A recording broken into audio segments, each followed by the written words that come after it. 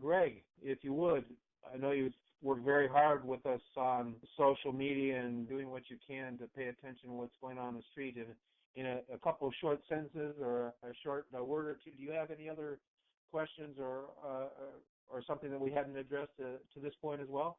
Well, yeah, two things. I had a friend who Facebook posted me a question. If you would take it, I would like the steering committee to anyone who has the best answer. I have an answer, but I don't know enough about it. I'm still in the dark. You know, this is a complicated document. I may have read it 20 or 30 times, and I still don't get it completely. So I'm not an attorney. But who pays for the testing on pesticides and purity? Would that fall on the price? Increase the price at the consumer at the cash register, or would that be paid for by the grower?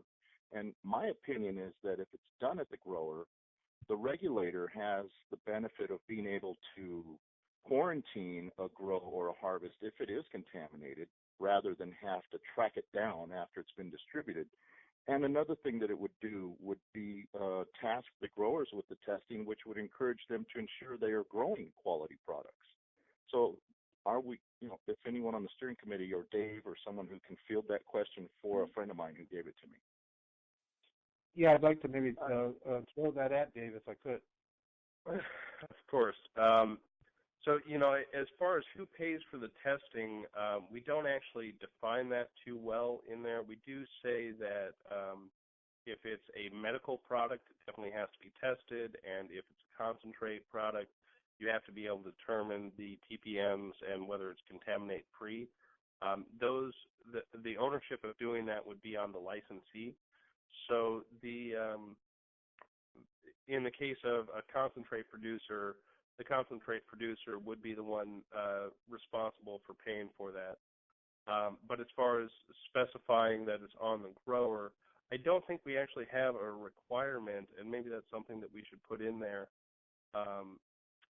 But I don't believe we actually have a requirement that growers are supposed to test their their products unless it's for a medical purpose. And then if it's for a medical purpose, then it's required to be tested. So I don't know if that's necessarily the best answer for it, but I can tell you in general and in the way the concentrate language is definitely defined, it would be on the responsibility of the one who produced the medicine. So if a grower wanted to provide a dispensary or a storefront business with a product and be able to claim this is mold and pesticide free, they would have to have paid for the testing and have some way of backing that up.